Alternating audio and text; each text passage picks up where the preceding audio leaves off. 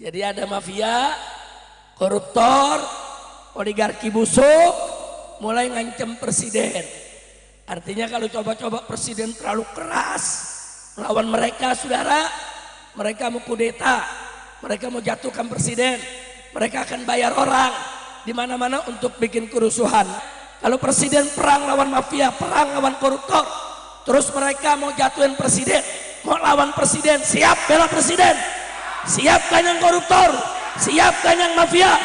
Betul, saudara. Kalau presiden betul-betul serius, sungguh-sungguh mau perang lawan mafia, perang lawan koruptor, perang, saudara, melawan oligarki, saudara, nggak usah khawatir, jangan takut diancam, saudara.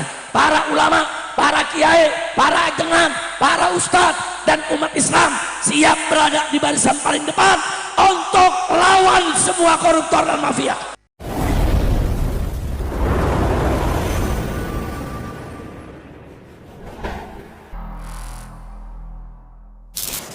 Warahmatullahi wabarakatuh. Bismillah walhamdulillah wassalatu wassalamu ala rasulillah wa ala alihi wa sahbihi wa mawala. Amma ba'd. Siyadatul habaib asyurafa wa sa'adatul ulama'il fudala wa jami'il hadirin wal hadirat al-ahibba'il a'izza rahimakumullah. Alhamdulillah, pada kesempatan malam hari ini acara demi acara sudah sama kita ikuti, ceramah demi ceramah, nasihat demi nasihat sudah sama kita dapat. Mudah-mudahan hadirnya kita di tempat ini bersama para ulama, para kiai, para ustadz, para guru, para tokoh menjadi penyebab turunnya rahmat dan barakah. Amin ya rabbal alamin. Tadi sudah sama kita dengarkan ceramah, begitu juga tadi kita sudah dengarkan yaitu Habib Hussein bin Anis Asgaf bicara tentang segala hal fadail yang berkaitan dengan Maulid Nabi kita Muhammad Sallallahu Alaihi Wasallam. Dan bagian akhir tadi sudah sama kita dengar bagaimana Habib Muhammad bin Hadi Al-Habsyi yaitu mendorong kita semua untuk menanamkan cinta kita kepada Allah dan Nabi serta jihad berjuang di jalan Allah Subhanahu wa ta'ala, insya Allah. Nah, baiklah ya kawan, karena memang kondisi saya pada malam hari ini agak sedikit drop, tapi alhamdulillah saya bisa datang ke tempat ini. Satu saja saya mau sampaikan, bagaimana dulu para sahabat Nabi alaihi salatu wassalam cintanya kepada Allah, kepada Rasul dan kepada jihad. Satu bagian saja saya mau sampaikan. Ketika terjadi perang Badar, saudara, sebetulnya perang yang tidak berimbang, karena ketika itu Nabi dan umat Islam jumlahnya hanya 313 orang, sementara musuh hampir 3000. Saudara, tentu berhadapan dengan musuh yang berpuluh kali lipat, saudara, itu satu tantangan yang sangat berat. Nah, ketika itu di medan Badar, umat Islam sudah siap di barisannya dipimpin oleh Nabi kita Muhammad Sallallahu Alaihi Wasallam. Sementara di depan sana pasukan orang-orang kafir Quraisy, kaum musyrikin juga sudah siap. Ini pasukan sudah saling berhadapan. Nah, begitu pasukan sudah saling berhadapan, biasanya saudara, kebiasaan tradisi dulu orang kalau perang, begitu dua pasukan sudah berhadapan, duel dulu satu lawan satu. Jadi satu maju, sebutkan namanya, tantang musuh, saudara. Itu biasanya duel seperti itu, 1, 2 atau 3 orang, selesai baru tempur. Nah, singkat cerita saja yang saya mau sampaikan, begitu sudah ingin bertempur, Bagaimana cara Nabi membangkitkan semangat para sahabat supaya jangan gentar. Ini musuh ribuan, sedangkan pasukan Nabi cuma 300-an. Bagaimana supaya pasukan tidak gentar, saudara? Maka Nabi mengatakan di depan barisan, kata beliau, "Qumu ilal jannah." Berdirilah kamu sekalian, berjuang untuk masuk surga. Arduhas samawati wal ard, yang hamparan surga itu seluas langit dan bumi. Nah, jadi kita bisa lihat bagaimana Nabi berdiri. Gumu, ayo para sahabatku, jangan gentar, kata Nabi. Berdiri semua, siap-siap hadapi musuh yang begini banyak. Ingat, gumu ila jannah, kalian ini berdiri untuk masuk surga. Surga yang bagaimana? Arduhas samawati wal ard, yang luasnya sama dengan luasnya langit dan bumi, ya ikhwan. Nah, kita bayangkan itu, luasnya luar biasa surga yang diciptakan oleh Allah, yang disiapkan untuk orang yang bertakwa, saudara. Nah, kemudian begitu Nabi sedang menyiapkan pasukan, Nabi menyampaikan semangat seperti itu. Ada seorang sahabat, saudara, bertanya kepada Nabi, "Ya Rasulullah, arduhas samawati wal ard." Kata dia, "Ya Rasulullah, ini surga ini luas seperti luas langit di bumi ini, ya Rasulullah."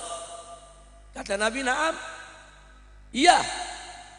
Nah, sahabat ini mengatakan, setelah Nabi mengatakan ya, beliau mengatakan bahkin. Artinya bahkin kalau orang kita bilang bagus, mantap ini, luar biasa ini.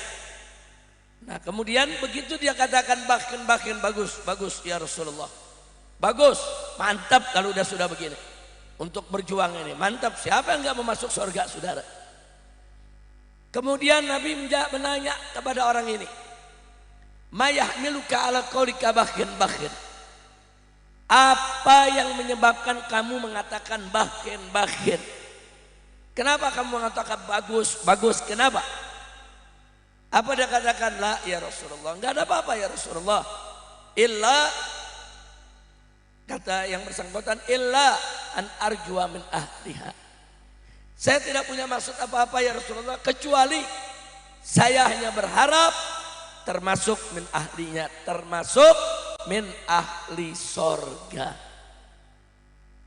Apa dijawab oleh Nabi? "Saudara, enta min ahliha, engkau akan masuk sorga, engkau termasuk penghuni sorga." Saudara, enggak banyak sahabat yang langsung ditunjuk sama Nabi, ente masuk sorga. Enggak banyak, saudara. Nah, diantaranya sahabat yang ini, yang Nabi katakan enta min ahliha. Begitu dia dengar min ahliha, senang, saudara, luar biasa. Anak muda ini senang. Kemudian Nabi melanjutkan inspeksi pasukannya, udah mau bertempur, saudara. Dan Nabi lihat bagaimana para sahabat ini cukup tegang, bukan takut, saudara. Tapi 300 lawan 3.000 ya tegang juga, saudara. Kalau 300 lawan 3.000 berarti kan satu orang mesti berhasil membunuh 10 orang. 1 lawan 10, saudara. 10 kali lipat. Dia tegang saat itu. Nah, kemudian anak muda yang bertanya tadi, saudara, mengambil kantong. Satu kantong diikat, isinya beberapa butir kurma. Dia buka, dia ambil kurmanya satu, dia makan, saudara. Ini kanan kirinya teman-temannya, dia lagi di atas kuda, saudara, sambil lihat musuh di depan. Dia ambil kurma satu, dia makan. Nabi belum kasih komando nih, tapi udah siap semua, saudara. Walaupun dalam keadaan tegang, saudara, luar biasa tegangnya. Tahu-tahu orang ini mengatakan apa kepada teman yang di kanan dan di kiri? Dia katakan, "In hujitu, kalau itku ini harus hidup, hatta an akula tamarati, sampai aku habiskan dulu nih korma yang ada di dalam kantong, lahayatun tawilah." Ini merupakan satu hidup yang terlalu lama, dia bilang. Kenapa dikatakan begitu? Nabi udah kasih tahu dia, ente masuk surga. Jadi dia melihat kalau aku serbu ke depan musuh aku mati, sorga. Nabi udah janjiin masuk sorga, saudara. Di depan pintu sorga udah terbuka, di tangan agak korma beberapa butir. Maka dia bilang, kalau saya harus menghabiskan korma ini, hidup saya terlalu panjang, kelamaan mau masuk sorga. Dia buang dia punya korma, dia hentakkan dia punya kuda, dia terjang musuh sendirian, saudara. Kaget semua pasukan, termasuk Nabi. Begitu dia terjang musuh sendirian, ya kita bayangkan, satu orang mau nerjang 3.000, saudara. Akhirnya dia disambut dengan anak panah, disambut dengan tombak, saudara. Dan sang pemuda tadi akhirnya gugur fi sabilillah. Nabi kaget, semua sahabat terhenyak. Kata Nabi, siapa itu? Siapa itu? Akhirnya sahabat menjawab, ya Rasulullah, itu yang tadi yang ngomong bakin-bakin. Itu yang tadi ya Rasulullah, yang ngomong bakin-bakin. Akhirnya kata Nabi, dia sudah mendapatkan apa yang diinginkan. Itu begitu itu terjadi, Nabi jawab seperti itu, saudara. Takbir bersautan di mana-mana, saudara. Udah 300 orang, saudara, takbir. Yang tadinya mereka gentar, hilang gentarnya. Yang tadinya gemeter, hilang gemeternya, saudara. Yang tadinya tegang, saudara, enggak. Saudara, akhirnya mereka terhentak, sadar, ya di depan ada pintu sorga. Kenapa kita mesti takut? Nabi memberikan komando, serbu, terjang, saudara. Akhirnya 313 menang melawan 3.000, saudara. Takbir. Sallu ala Nabi. Nah, saudara, kalau ada yang bertanya, Habib, kenapa anak muda tadi nerjang sebelum ada komando?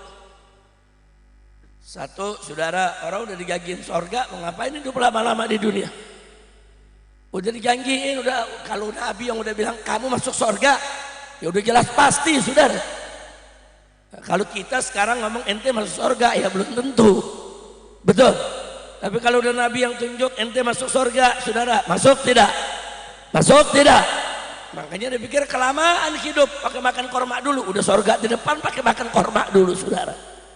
Kita lihat, jadi cintanya sahabat ini kepada Allah dan kepada Rasulullah serta kepada jihad, saudara. Mau buru-buru untuk mendapatkan ridha Allah dan Rasulnya, serta buru-buru menyelesaikan kewajiban jihadnya sehingga dia nggak takut untuk menerjang musuh sebesar apapun, saudara.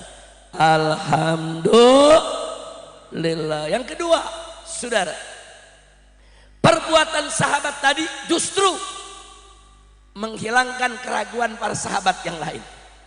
Perbuatan sahabat tadi justru, saudara, membuat yang tadinya gentar menjadi nggak gentar, yang tadinya gemetar nggak jadi gemetar, yang tadinya ada sedikit rasa, saudara, menghadapi itu tegang, menghadapi musuh begitu banyak, hilang semua ketegangan, saudara.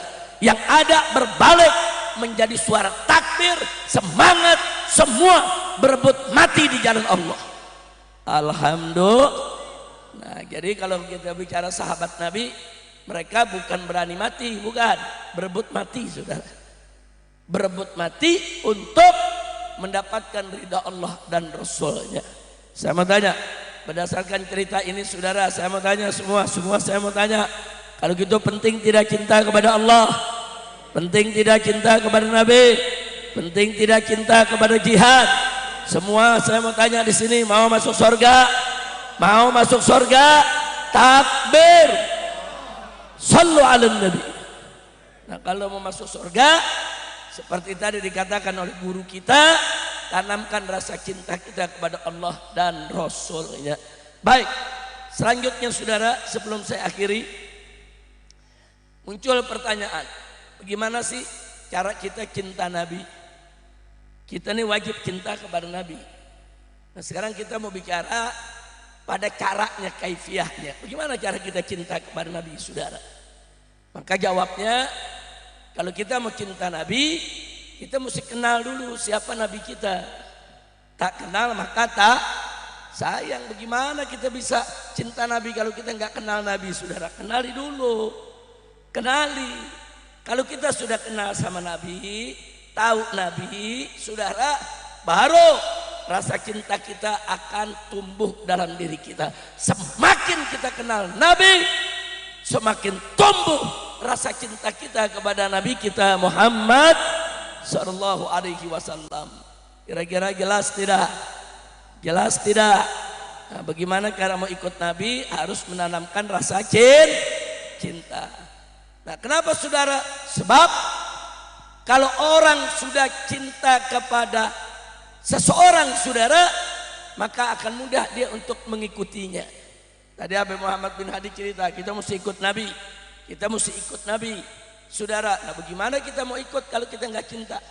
Dan bagaimana kita mau cinta kalau kita nggak kenal? Betul? Betul?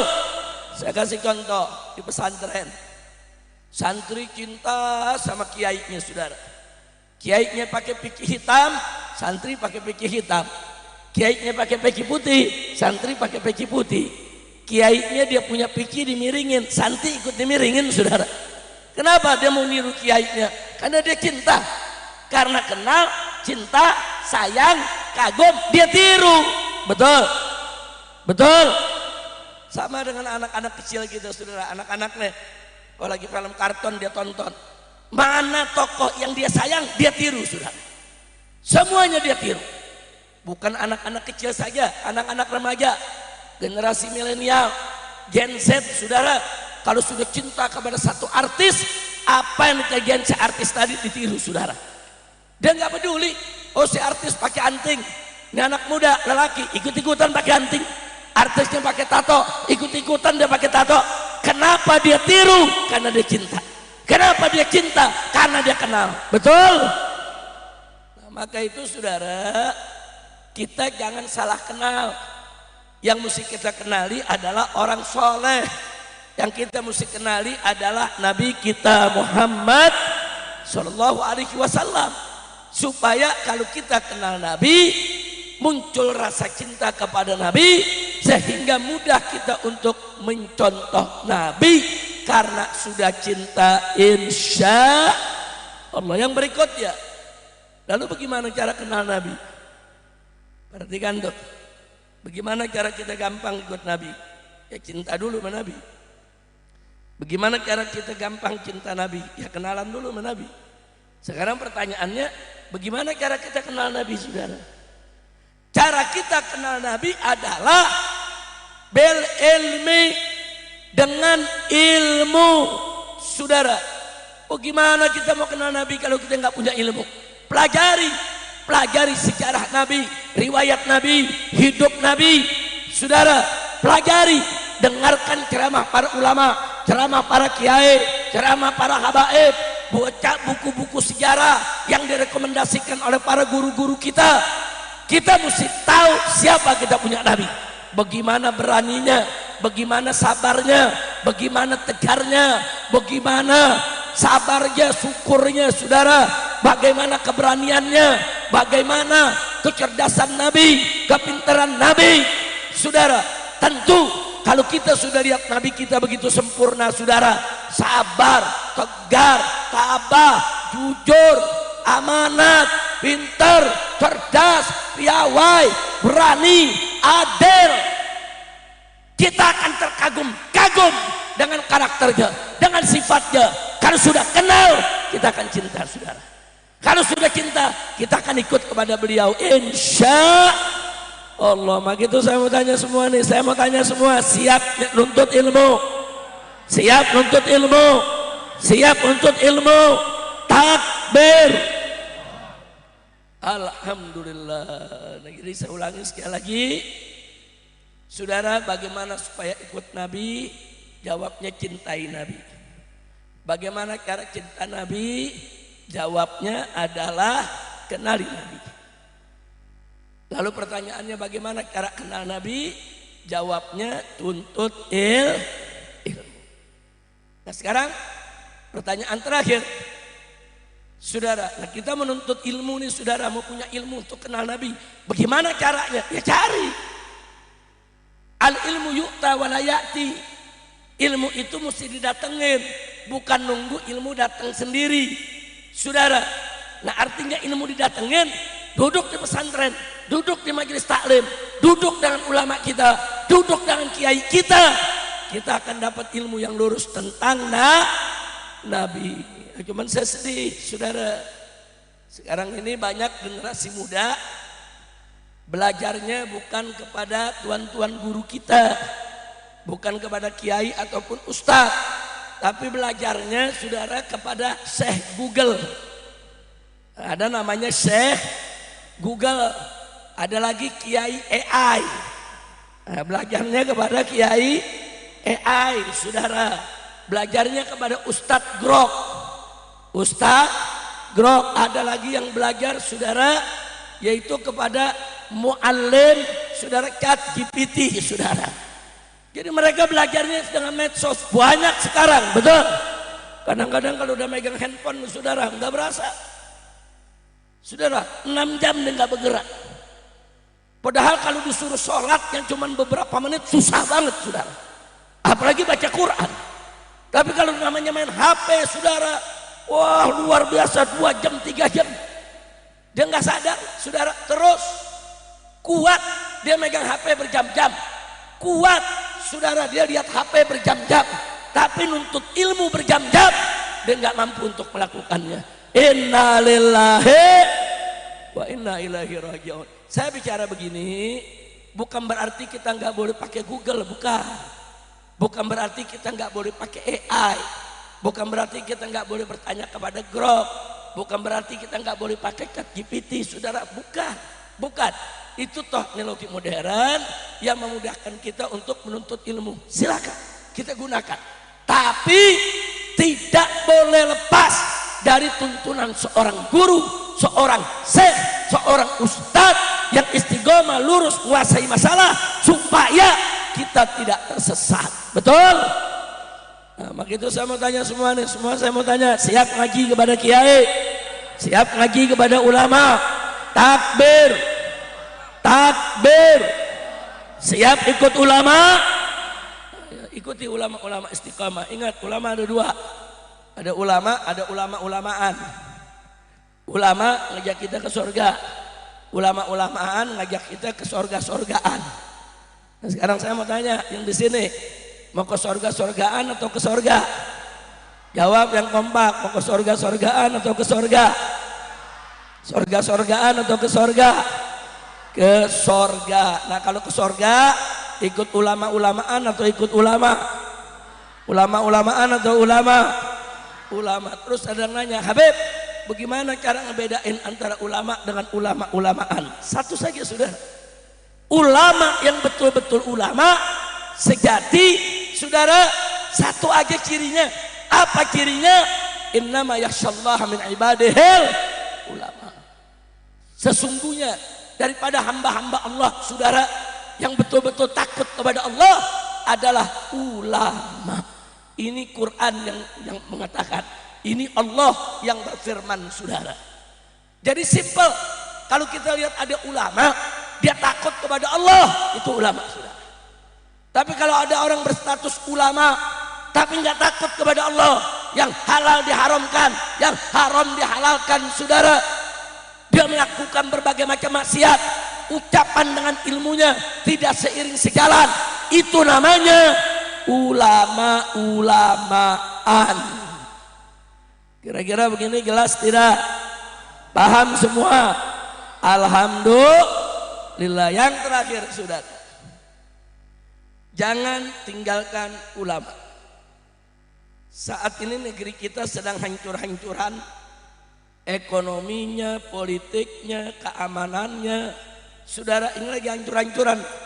Gara-gara apa? Gara-gara kita ninggalkan ulama.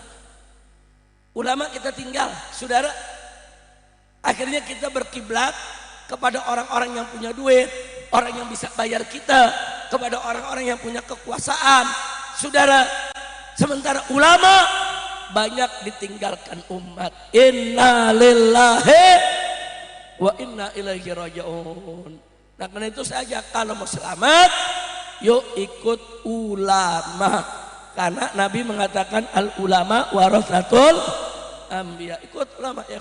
Insya Allah kalau kita ikut ulama, kita akan selamat dunia dan akhirat. Amin ya rabbal alamin. Sebab sekarang kita punya negeri hancur-hancuran, keamanan. Coba kita lihat, begal ada di mana-mana saudara. Begal ada di mana-mana. Dulu saudara, kalau seorang ayah punya anak perempuan, takut, khawatir anak perempuannya kenapa-napa. Kalau anak laki nggak terlalu khawatir. Sekarang kebalikannya, justru punya anak laki semakin khawatir saudara. Sebab sekarang yang jadi korban bukan perempuan saja, laki diperkosa juga. Bukan perempuan aja saudara, anak laki diperkosa juga saudara.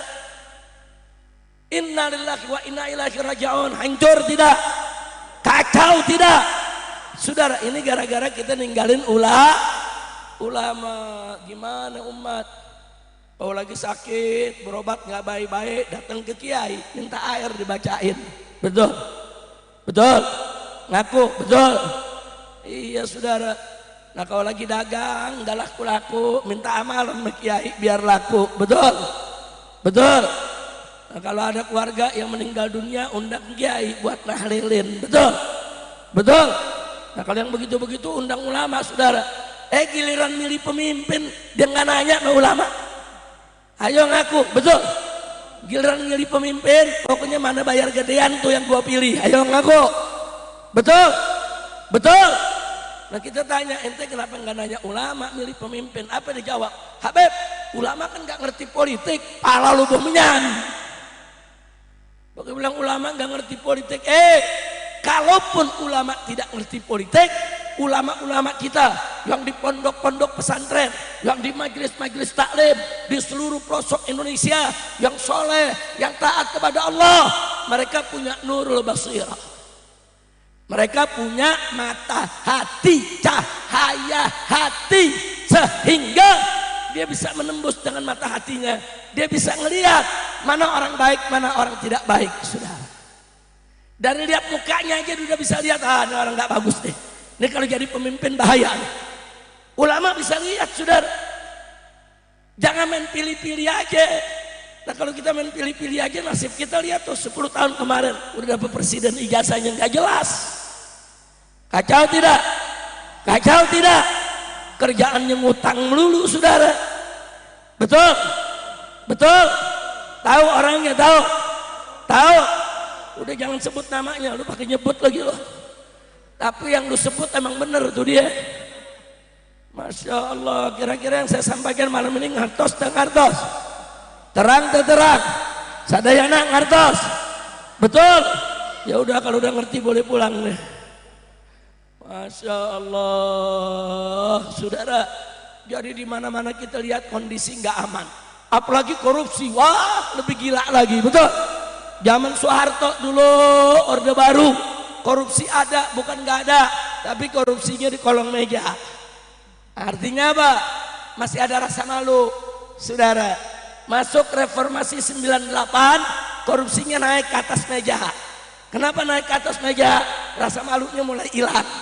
Begitu 10 tahun kemarin yang dipimpin sama dia tuh, dia yang tadi tuh, saudara, selama 10 tahun bagaimana korupsinya? Sama meja-mejanya dibawa pulang. Kacau tidak? Kacau tidak? Nah sekarang saya mau tanya, kondisi begini saudara biarkan atau lawan? Biarkan atau ubah? Jadi korupsi ini berbahaya, betul? Mau tahu bahaya korupsi? Mau tahu bahaya korupsi? Baik, sebentar lagi Habib Muhammad bin Hadil Habsyi bersama Habib Husain Sigap akan memimpin jamaah, sama-sama kita membaca qasidah anti korupsi. Perhatikan syair-syairnya saudara. Nanti kita bakal tahu perbuatan apa saja yang mengakibatkan saudara negeri kita bangkrut. Negeri kita bangkrut karena korupsi, betul? BUMN bangkrut karena korupsi, betul? Kemudian banyak perusahaan yang tutup gulung tikar gara-gara korupsi, betul? Nah kemudian banyak PHK, pengangguran gara-gara korupsi. Kalau gitu korupsi berbahaya tidak? Biarkan atau lawan? Siap lawan korupsi. Nah nanti dengerin saudara, itu baca selawatnya syair. Saya minta tim hadroh yang semangat, yaitu bawakan hadrohnya, tapi begitu syair lagi dibaca, hadrohnya kecilin sedikit. Hadronya kecilin supaya apa? Supaya syairnya terdengar satu persatu. Setuju? Nah yang kedua, kalau nanti ada bagian ayo kita bangkit membasmi korupsi, semua rame-rame. Nah, jangan Habib Muhammad aja sendiri. Setuju? Jadi semua angkat tangan kepal begini nanti saudara sambil mengatakan ayo kita bangkit membasmi korupsi. Setuju tidak? Setuju tidak? Nah kalau nanti Habib Muhammad katakan negeri ini bangkrut akibat jawab rame-rame, akibat apa? Setuju? Takbir. Nah silakan Habib Muhammad dan Habib Husain. Sallim daiman ala hamada, salli wa sallim daiman ala hamada, wal ali wal ashabi man qad wahada, wal ali wal ashabi man qad wahada. Sadayana semuanya. Salli wa sallim daiman ala hamada. Allah Allah, semua yang semangat.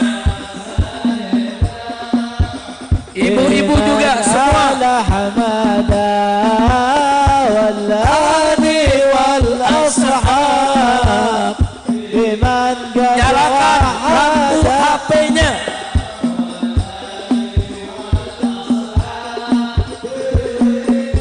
قد وحدا Islam agama yang Semua nyalakan bersih flashnya. lagi suci, umatnya dilarang berbuat mencuri, apalagi korupsi, lebih jahat lagi. Semua. Ayo kita bangkit membasmi korupsi. Salli iman ala hamada, salli wa sallim daiman ala hamada, wal ali wal ashabi man qad wahada. Semua. wal ali wal ashabi wahada.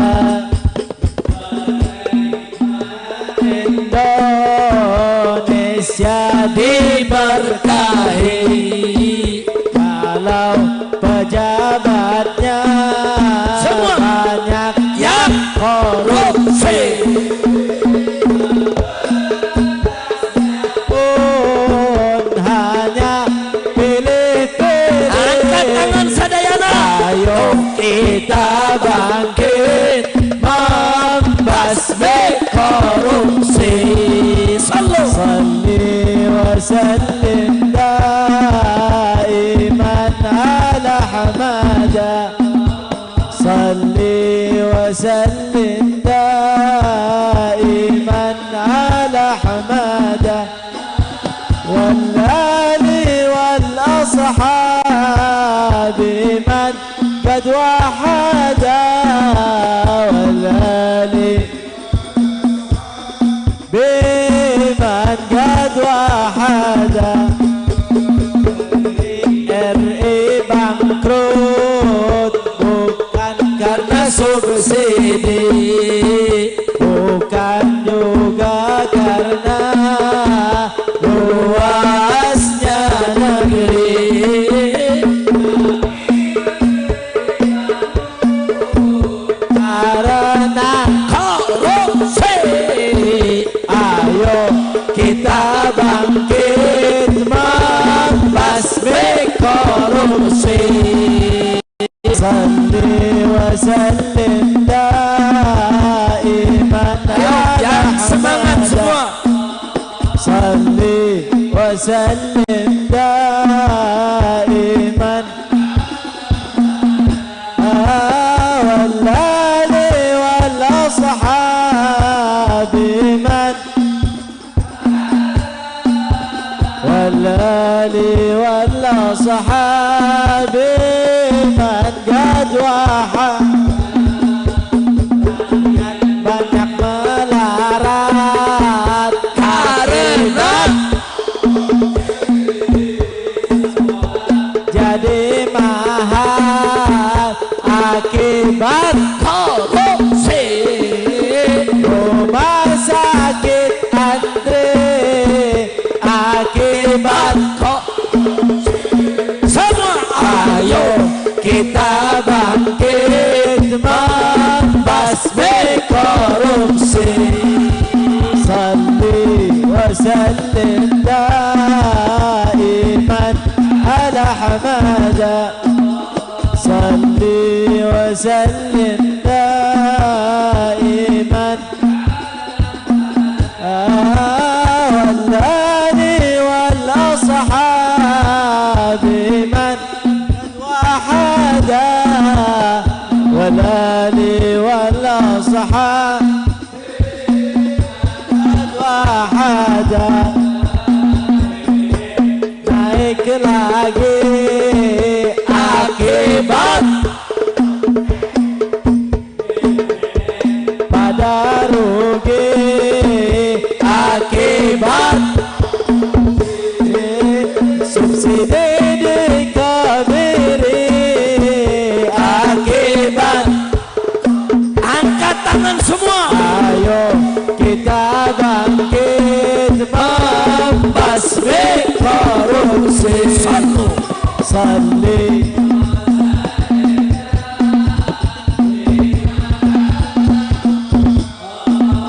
salli wa sallim daiman ala hamada والآل والأصحاب من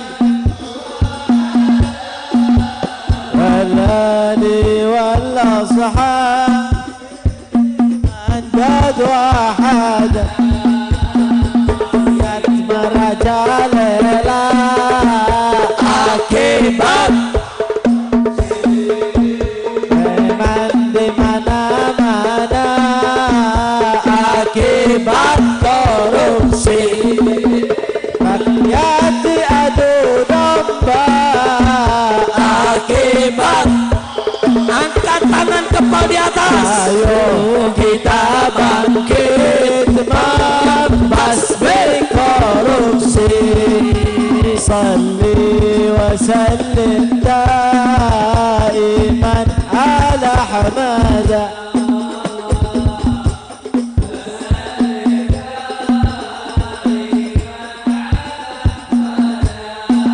والآل والأصحاب من قد وحدا والآل بمن قد وحدا miskin makin miskin akibat korupsi bangkrut makin bangkrut akibat Korupsi. rusak makin rusak akibat ayo kita bangkit membasmi korupsi. Salli ala hamada. Salli wa sallim daiman ala hamada والآل والأصحاب من والآل والأصحاب بمن قد وحدا Rusuk makin rusuk akibat korupsi keos makin keos akibat korupsi hancur makin hancur akibat semua angkat tangan saudara. ayo kita bangkit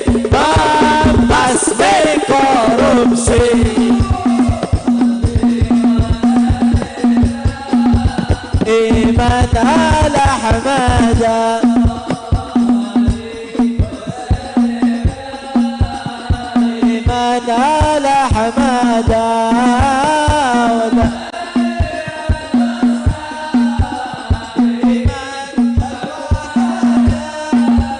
والآل والأصحاب بمن قد وحدا. Takbir. Sallu ala Nabi. Saudara, ada info. Bapak Presiden kita, yaitu Bapak Jenderal Prabowo Subianto, baru-baru ini mengatakan, saya akan lawan koruptor, saya akan lawan mafia, saya akan lawan oligarki, saya tidak akan takut diancam oleh mereka. Saya mau tanya, jujur, bagus tidak? Bagus tidak? Bagus tidak? Takbir. Tapi kata Presiden mengatakan, saya tidak takut diancam koruptor, diancam mafia, diancam oligarki, nggak takut. Artinya apa, saudara? Artinya ada yang ngancam Presiden. Jadi ada mafia, koruptor, oligarki busuk mulai ngancam Presiden. Artinya kalau coba-coba Presiden terlalu keras melawan mereka, saudara, mereka mau kudeta, mereka mau jatuhkan Presiden, mereka akan bayar orang di mana-mana untuk bikin kerusuhan. Bahaya tidak? Bahaya tidak? Nah, sekarang saya mau tanya, kalau Presiden aja diancam, apalagi sia? Betul? Betul? Presiden diancam, apalagi lo? Iya betul. Bu, Presiden diancam, apalagi ibu? Betul? Nah, saya mau tanya, kalau Presiden diancam, kacau tidak? Kacau tidak? Nah, maka itu sebagai penutup ceramah saya mau tanya semua saudara. Saya mau tanya, kalau Presiden perang lawan mafia, perang lawan koruptor, terus mereka mau jatuhin Presiden, mau lawan Presiden, siap bela Presiden? Siap kan yang koruptor? Siap kan yang mafia? Betul? Saudara, kalau Presiden betul-betul serius, sungguh-sungguh mau perang lawan mafia, perang lawan koruptor, perang, saudara, melawan oligarki, saudara, nggak usah khawatir, jangan takut diancam, saudara. Para ulama, para kiai, para ajengan, para ustadz dan umat Islam siap berada di barisan paling depan untuk lawan semua koruptor dan mafia. Angkat tangan semuanya, angkat tangan yang tinggi, takbir, takbir. Siap perang lawan koruptor, siap perang lawan mafia, siap perang lawan oligarki, siap bela negara, siap bela agama, siap bela ulama, siap bela Presiden. Takbir. Sallu ala Nabi. Tapi syarat Presiden serius, jangan omong-omong. Jangan apa? Jangan omong-omong, harus serius, saudara. Nah, maka itu di sini ada Badan Ramil. Jangan ragu-ragu Badan Ramil. Ikut ulama, ikut habaib bersama rakyat. Rame-rame kita basmi korupsi. Setuju tidak? Takbir. Takbir. Ayo kita baca surat Al-Fatihah. Di mukjizat Al-Fatihah mohon kepada Allah agar Allah menjaga Indonesia, agar Allah menjaga para ulama kita, memberikan taufik hidayah kepada para umarok kita, menjadikan Indonesia baldah thayyibah. Dan kita mohon kepada Allah berberkatil Fatihah supaya yang hadir di sini semua tidak pulang dari tempat ini kecuali dosanya diampuni oleh Allah, kesalahannya dimaafkan, penyakitnya disembuhkan, rezekinya dimurahkan, jodohnya dientengkan, rumah tangganya diharmoniskan, utang piutangnya dilunaskan, mendapat keturunan yang solihin dan solehat, bahagia dunia dan akhirat. Ala hadhihi niyya wa likulli niyatin salihah wa ila hadratin nabiyil mustafa sallallahu alaihi wasallam bisirril Fatihah.